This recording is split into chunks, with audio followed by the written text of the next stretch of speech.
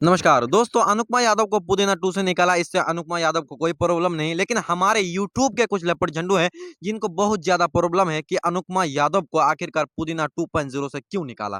दोस्तों, आपको हम पूरी डिटेल से समझाएँगे कि अनुपमा यादव को क्यों निकाला गया। क्या अनुपमा यादव को निकाला तो अनुपमा यादव इससे रिलेटेड कोई नेगेटिव बात फैला रहे हैं?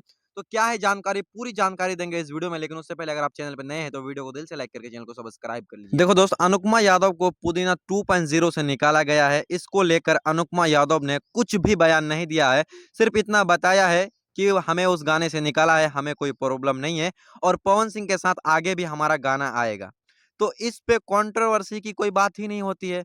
बिना फालतू के यूट्यूब के लपटझंडू इस पर कुछ भी न्यूज़ बना रहे हैं कि अनुपमा यादव ने ये कह दिया, वो कह दिया। अनुपमा यादव सीधे-सीधे ये कह रही हैं कि पवन सिंह ने हमको पुदीना 2 से निकाला, इससे हमको कोई प्रॉब्लम नहीं है और पवन सिंह के साथ हमारा आगे भी गाना आएगा। इस चक्कर में पवन सिंह के गाने पर जो अभी 27 मिलियन व्यूज़ जाना चाहिए, उस गाने पर 17 मिलियन व्यूज़ आया है और इसके पीछे बहुत बड़ा हाथ हमारे खेसारी लाल यादव का है। जिस तरीके से वो कंट्रोवर्सी क्रिएट करके पवन सिंह के जो पुदीना सॉन्ग है, उसको नीचे गिराने का कोशिश किया है।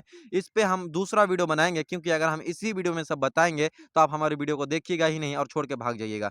तो बस दोस्तों, आज के लिए इतना ही। मिलते हैं किसी इंटरेस्टिंग वीडियो के साथ, तब तक के लिए जय हिंद।